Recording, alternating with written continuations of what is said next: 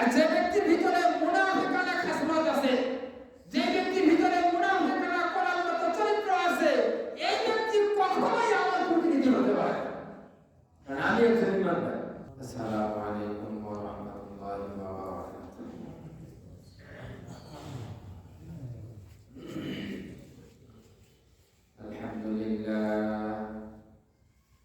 আলহামদুলিল্লাহ নাহমাদুহু ওয়া নাস্তাঈনুহু ওয়া নাস্তাগফিরুহু ওয়া নু'মিনু বিহি ওয়া নাতাওয়াক্কালু আলাইহি ওয়া না'উযু বিল্লাহি মিন শুরুরি আনফুসিনা ওয়া মিন sayyi'ati a'malina man yahdihillahu fala mudilla lahu wa man yudlilhu fala hadiya lahu wa nashhadu an la ilaha illallah wahdahu la sharika lahu wa nashhadu anna sayyidana wa maulana muhammadan abduhu wa rasuluhu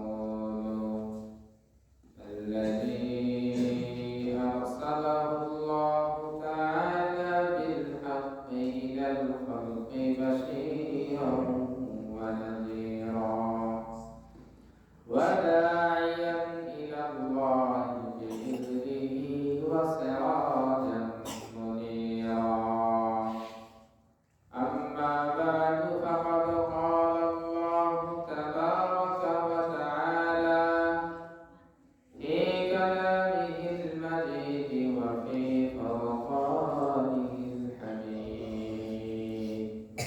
أعوذ بالله من الشيطان الرجيم. بسم الله الرحمن الرحيم. إن الله يأمركم أن تؤدوا الأمانات إلى أهلها إلى آخر الآية. صدق الله المولانا العظيم. الحمد لله الله পাকের মেহেরবানি, আল্লাহ তাআলা আমাদেরকে পবিত্র শুক্রবারে জুমার নামাজের জন্য আল্লাহর মসজিদে আল্লাহ তাআলা আমাদেরকে আসার বসার তৌফিক দান করলেন। এজন্য আমরা সকলেই আওয়াজ করে আল্লাহ তাআলার শুকরিয়া আদায় করছি। সকলেই বলি আলহামদুলিল্লাহ। এবং দরুদ পড়ছি আকায়ে নামদারে তাজিদারে মদিনা মাহবুবে কিবরিয়া জনাবে মুহাম্মদ রাসূলুল্লাহ সকলে পড়ি সাল্লাল্লাহু আলাইহি ওয়াসাল্লাম। মুহতারাম হাজিরিন, আজকে বর্তমান সময় অনুযায়ী একটা বিষয়ের উপর সামান্য কিছু আলোচনা করার চেষ্টা করব। আল্লাহ তাআলা যেন তৌফিক দান করেন। বর্তমান সময়ে মানুষের মাঝে দোকানে, বাজারে, হাটে, রাস্তায় হাঁটা চলায় দুইজনের সাথে কথাবার্তা বলতেও শুধু একটা জিনিসেরই গান শোনা যায়, সেটা হলো নির্বাচন। যেখানে যাবেন হয়তো বা আপনার দেখা হলে ঈদের সময় আসলে যেমন একে অপরকে বলে ভাই ঈদ মোবারক, ভাই ঈদ মোবারক। তো বর্তমান সময়টা এমন হয়ে গেছে, একজন আরেকজনের সাথে দেখা পাইলে কই ভাই কোন মার্কা, ভাই ভোট কোথায়, কি মার্কায় দিবেন। বর্তমান মানুষ মার্কা নিয়ে অস্থির। যেমন ঈদ আসলে ঈদ মোবারক নিয়ে অস্থির, বর্তমান মার্কা নিয়ে খুব অস্থির। তো মার্কা আমার যাই হোক না কেন, নির্বাচন মানে হলো দেশ, এলাকা এবং গ্রাম, এই পরিবেশটাকে ঠিক রাখার জন্য সকলের পক্ষ থেকে একজন যোগ্য ব্যক্তিকে নির্ধারণ করা, যেই যোগ্য ব্যক্তিরা আমাদের আবেগ, অনুভূতি, দুঃখ, কষ্ট এগুলো কথা জায়গা মতো গিয়ে শেয়ার করবে। কোন জায়গায় শেয়ার করবে?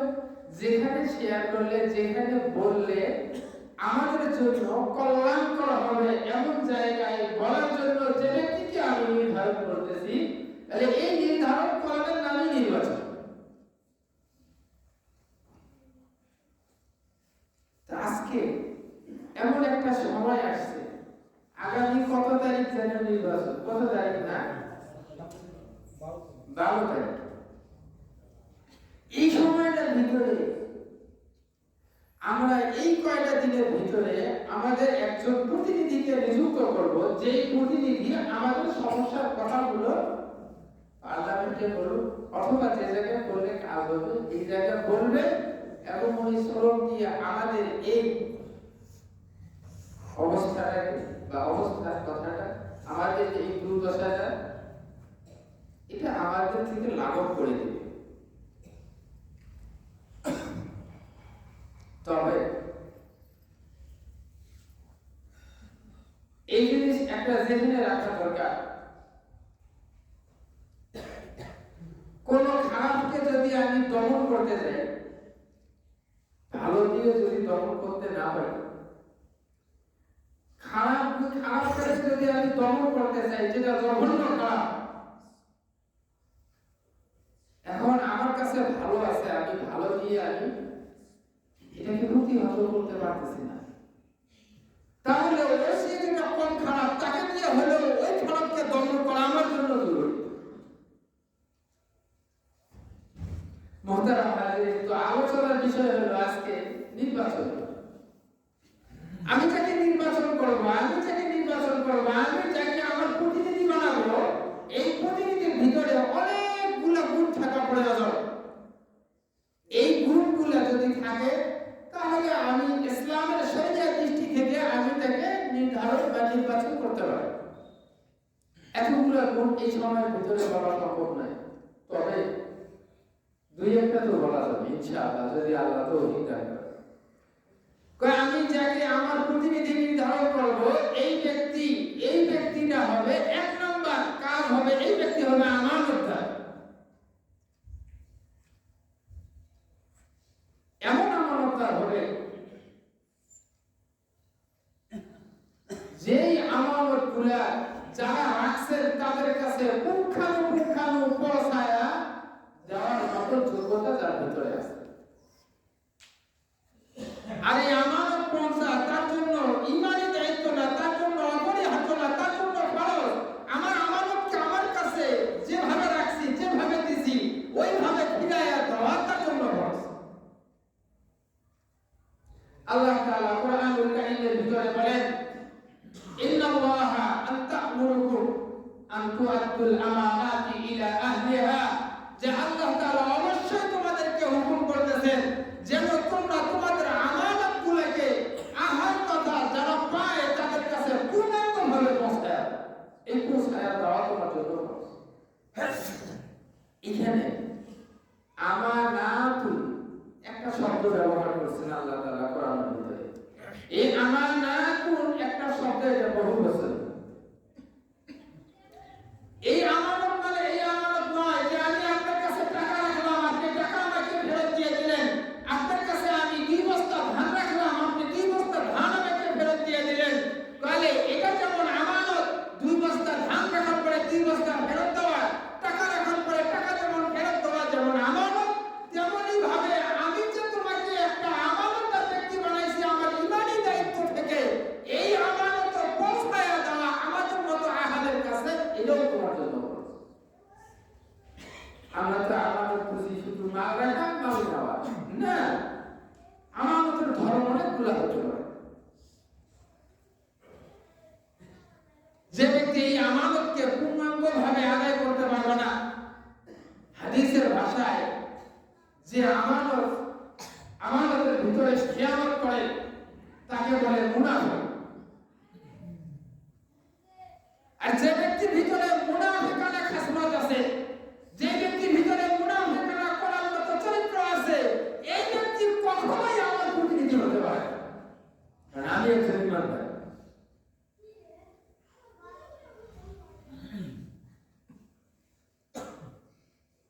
এই যে আমি যাকে নির্ধারণ করব তার এক নাম্বার গুণ হবে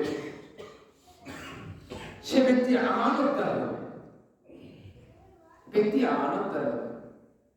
এখন একটা কথা, আমার কাছে এতগুলো প্রতিনিধি আসি খাওয়া হয়েছে, যে প্রতিনিধি দেখা যায় যে কোনোটাই আমানতদার না, পূর্ণাঙ্গ আমানতদার না।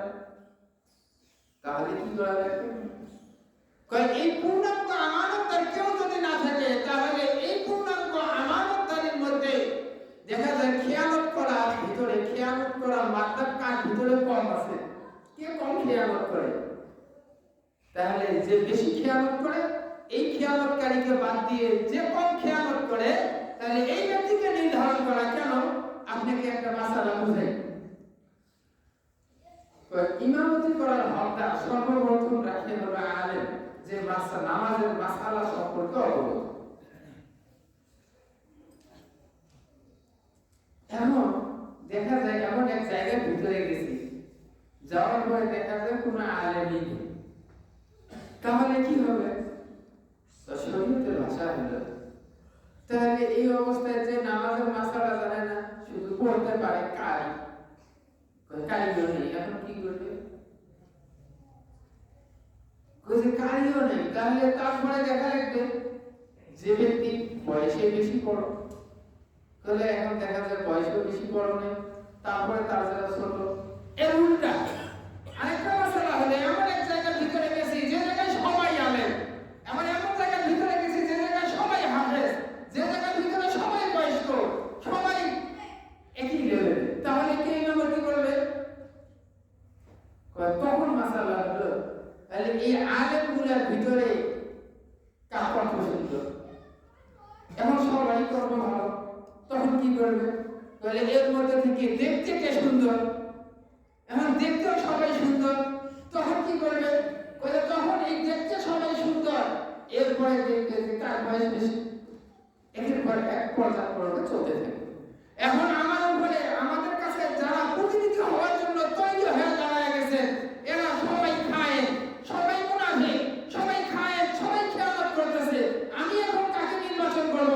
এই খায়েরগুলোর মধ্যে থেকে কম খেয়ানত যে ব্যক্তি করে তাকে আমি নির্ধারণ করার চেষ্টা করব।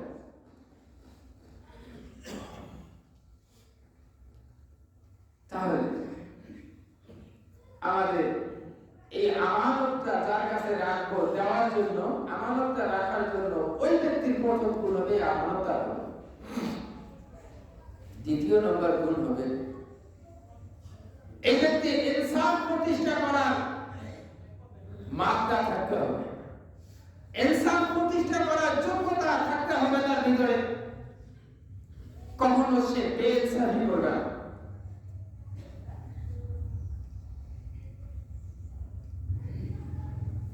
আল্লাহ তাআলা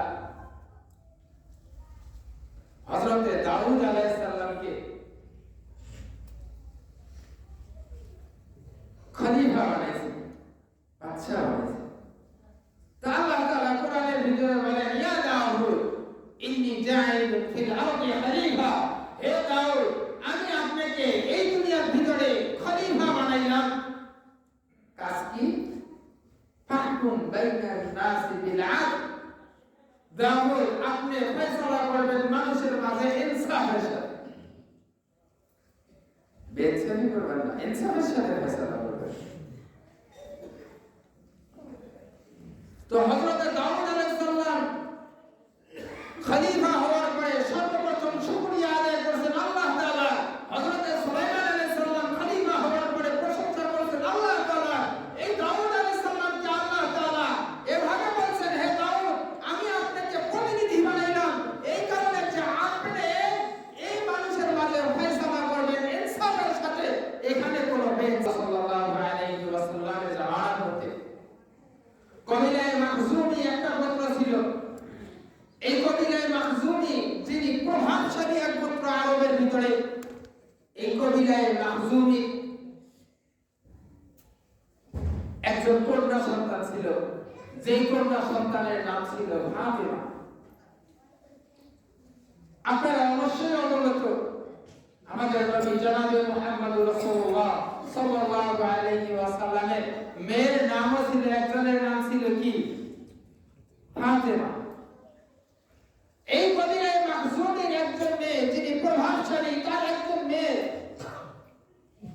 প্রভাবশালী মেয়ের নাম ছিল ফাতেমা।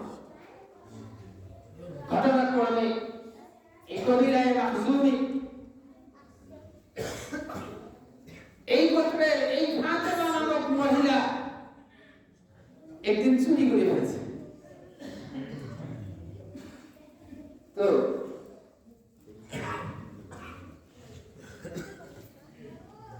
চুরি করার পরে শরীয়তের বিধান হলো যে ব্যক্তি চোর তার হাত কেটে দেওয়া হবে, শরীয়তের বিধান।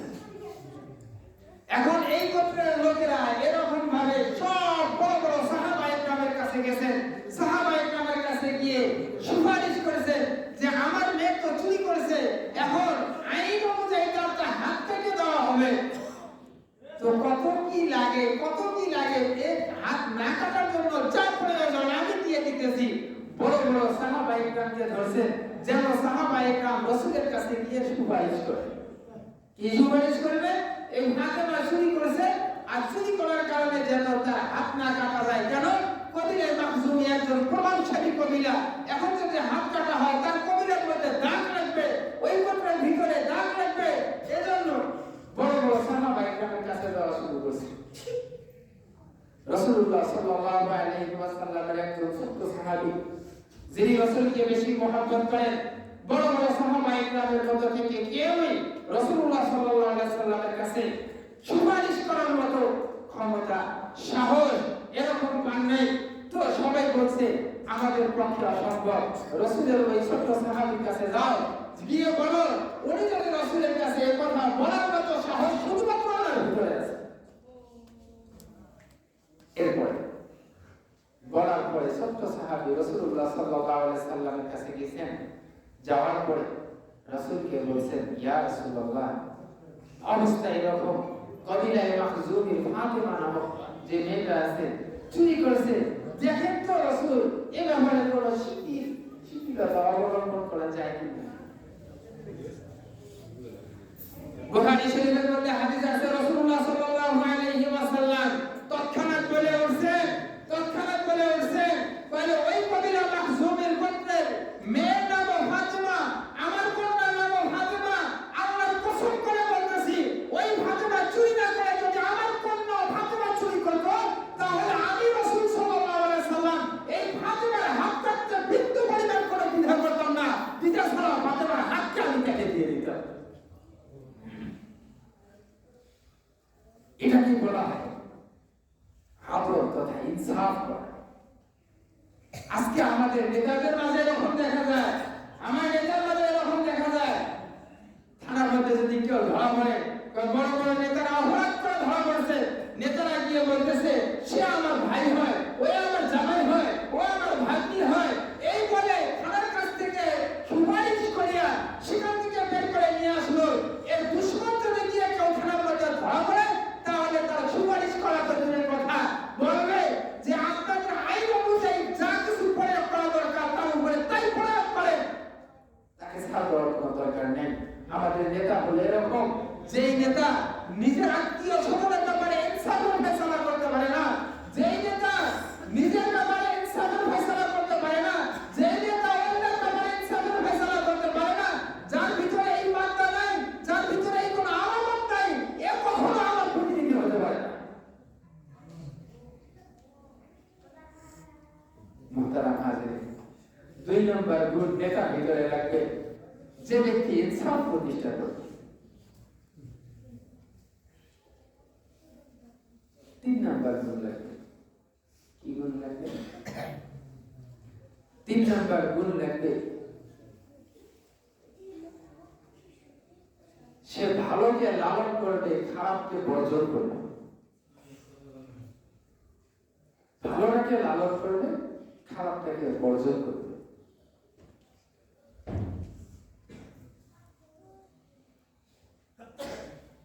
এটা আমার কথা নয়, কুরআনুল কারীমের ভিতরে সূরাতুল কাহাফ একটা সূরা আছে। এই সূরার ভিতরে বাদশা যুলকারনাইন, আল্লাহ তাআলা এই পুরা পৃথিবীকে শাসন করার ক্ষমতা মুসলিমদের 3 বাদশাকে দিয়েছেন, তার মধ্যে একজন হলো বাদশা যুলকারনাইন।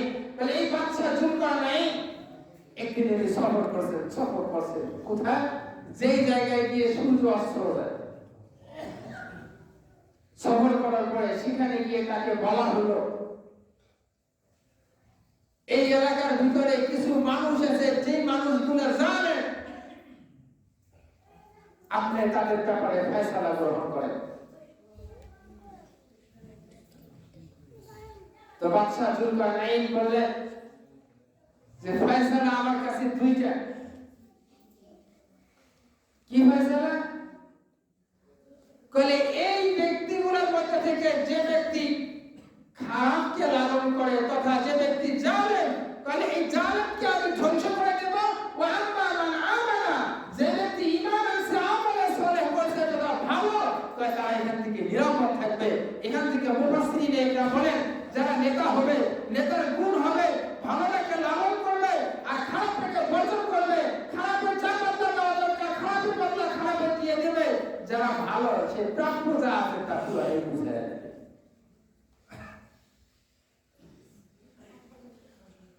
এই নেতার জন্য আরেকটা গুণ হলো 4 নম্বর গুণ,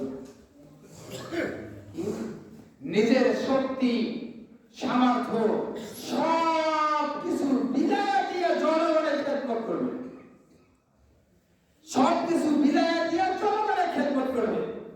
এটা না এসির মধ্যে বসে থেকে হুকুম করে খেদমত করা, এটা কোনো খেদমতই নয়। জনগণের খেদমত করার মতো মাত্রা থাকবে। বাদশা যুলকারনাইন কিতাবের ভিতরে বর্ণনা যে উনি একবার উত্তর দিকে সফর করছেন, কিন্তু আল্লাহ তাআলা কোরআনের ভিতরে দুই দিকে সফর, মাশরিক ওয়াল মাগরিব, পূর্ব এবং পশ্চিমের কথা বর্ণনা করেছেন। কিতাবে তাফসীরে কিতাবে লেখা আছে উনি একবার উত্তর দিকে সফর করছেন। সফর করার পরে একটা জাতিকে পাইছেন, যেই জাতির কথা এবং ভাষা বাদশা যুলকারনাইন বোঝেন না। তখন বাদশা যুলকারনাইন দোভাষী নিযুক্ত করলেন। দোভাষী নিযুক্ত করার পরে তার কাছে গিয়ে বললেন সমস্যা কি। তারা এক প্রকারের সমস্যা কথা বলল। সেটা কি? বলে এই যে দুইটা পাহাড় দেখা যাচ্ছে, আর এই দুই পাহাড়ের মাঝখানে ওই পাশে বলে একটা জাতি থাকে, যেই জাতির নাম হলো ইয়াজুজ এবং মাজুজ। বলে তারা এত বড় অত্যাচারী যে তারা যখন রাত হয়, রাতের বেলা আমাদের এখানে আসে আর আমাদের সব কিছু তারা লুণ্ঠন করে নিয়ে যায়। আপনি বাদশা হিসেবে আপনার কাছে আমাদের দাবি কি, এই দুই পাহাড়ের মাঝখানে যদি একটা প্রাচীর আপনি নির্মাণ করে দেন, আর এই প্রাচীরের কারণে ইয়াজুজ এবং মাজুজ আমাদের কাছে আসতে পারবে না, আমাদের আর ক্ষতি করা লাগবে না। এতে যদি টাকা পয়সার কিছু প্রয়োজন হয় আমরা টাকা পয়সা দিয়ে দেই। তখন বাদশা যুলকারনাইন কথা বলছেন, কি বলছেন, যে না, তোমাদের টাকা এবং পয়সার কোনো প্রয়োজন নাই, যা কিছু প্রয়োজন আমি ব্যবস্থা করতেছি, তোমরা আমাকে শুধু একটু সহযোগিতা করো। আর আমি বাদশা যুলকারনাইন সরাসরি নিজে আমি এই প্রাচীরকে নির্মাণ করে দেই, যাতে করে ইয়াজুজ এবং মাজুজ তোমাদের উপর জুলুম করতে না পারে। মুহতারাম হাজিরিন, বাদশা যুলকারনাইন তাই নিজের শারীরিক শ্রম এবং সবকিছু দিয়ে তাহলে অন্যের কাছে বিলায়া দিয়েছেন। এখান থেকে বোঝা যায় ওই ব্যক্তি নেতা হতে পারে যে ব্যক্তি নিজের সব কিছু বিলায়া দিয়ে জনগণের খেদমত করতে পারে। কিন্তু আমরা বর্তমান দেখি কয় নেতারা তো বিলায়া দেওয়ার দূরের কথা, আর অন্য কিছু করে বলা হয়। বিলায়া দেওয়ার মাত্রা যে ব্যক্তির ভিতরে আছে, আমরা নেতার নিম্নতম দেখি। মুহতারাম হাজিরিন, নেতা হওয়ার আরেকটা গুণ হলো এই গুণটা বলে শেষ করব, যে ব্যক্তি ঘুষ থেকে পরহেজ করবে,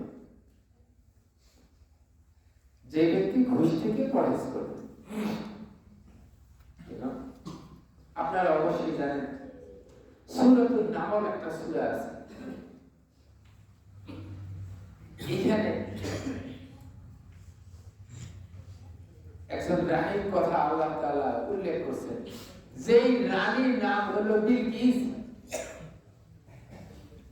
সুলাইমান আলাইহিস সালামের রাজত্ব ছিল পুরো পৃথিবীর মধ্যে। আর রানী বিলকিস যে আছে, রানী বিলকিস ইনারও একটা ছোট্ট একটা প্রদেশের মধ্যে ইনিও রাজাগিরি করে। তো কি করলেন, ওনার কাছে কিছু উপঢৌকন পাঠাইলেন। কি উপঢৌকন? স্বর্ণের কিছু ইট নিয়ে সুলাইমান আলাইহিস সালামের কাছে পাঠিয়ে দিলেন।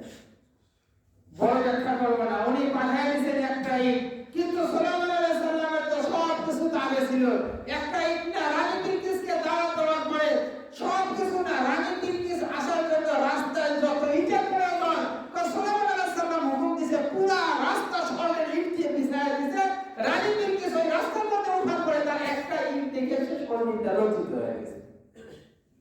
আমি তা বলতেছি না, আমি বলতেছি কথা একটা ইট, স্বর্ণের ইট পাঠায় দিয়েছেন সুলাইমান আলাইহিস সালামের কাছে। কেন? যাতে করে এই স্বর্ণের ইটটা পাওয়ার পরে বাদশা সুলাইমান খুশি থাকে আর আমার রাজত্ব যেন ঠিক থাকে। কিন্তু সুলাইমান আলাইহিস সালাম ওই একটা ইটের কোনো পরোয়া করেন নাই। এখান থেকে কিতাবের ভিতরে লেখেন নেতা তো ওই ব্যক্তি হবে যে ব্যক্তি এই রানী বিলকিসের দেওয়া ঘুষ, মানে আমাদের মতো জনগণের দেওয়া ঘুষ গ্রহণ যে ব্যক্তি করবে না, এই ব্যক্তিকে আমার নেতা হিসেবে নির্ণয় করতে হবে। এই জন্য মুহতারাম হাজিরিন, আরো 6টা গুণ আছে, সময় নেই বলতাম। যতগুলো গুণের কথা বলছি, আমরা একজন নেতাকে নির্ণয় করতে গেলে আমাদের এই গুণগুলোর দিকে খেয়াল করে ইনশাআল্লাহ এটা আমরা নেতা নির্ণয় করব। এই গুণ যদি লাঙ্গল মার্কার মধ্যে থাকে, আপনি লাঙ্গল মার্কায় ভোট দিবেন। এই গুণ যদি ধানের শীষ মার্কায় থাকে, আপনি ধানের শীষ মার্কায় ভোট দিবেন। এই গুণ যদি গাড়িপাল্লার মধ্যে থাকে, আপনি গাড়িপাল্লা মার্কায় ভোট দিবেন। এই গুণ যদি হাত পাকার ভিতরে থাকে, আপনি হাত পাকার ভিতরে ভোট দিবেন। এই গুণ যদি টেরাক মার্কার ভিতরে থাকে, আপনি ভোটটা টেরাক মার্কায় দিবেন। এই ভোটটা যদি সামনাগড়ির মধ্যে থাকে, আপনি ভোটটা ওখানে দিবেন। এই গুণ যদি আপনার রিস্কা মার্কা থাকে, আপনি ওখানে দিবেন। আমি কারো কোনো কিছু বললাম না, নেতার গুণাগুণের কথা বলছি। আমাদের এলাকার ভিতরে যেই নেতার ভিতরে এই গুণগুলো আছে, আমরা ইনশাআল্লাহ সুবহান ইনশাআল্লাহ ওই নেতাকে অনুসরণ করব। মাঝখানে আরেকটা কথা, যেটা মানে খারাপিকে দমন করতে গিয়ে আরেকটা খারাপকে যদি অবলম্বন করে খারাপি দমন করতে হয়, তাহলে এইগুলো আমরা খেয়াল রাখার চেষ্টা করব। আল্লাহ তাআলা আমাদের সকলকে আমাদের আমানতগুলোকে আহলে যারা আমানতদার তাদের কাছে দেওয়ার মতো তৌফিক আল্লাহ দান করেন। আমিন ওয়া আখিরু দাওয়ানা আলহামদুলিল্লাহি রাব্বিল আলামিন।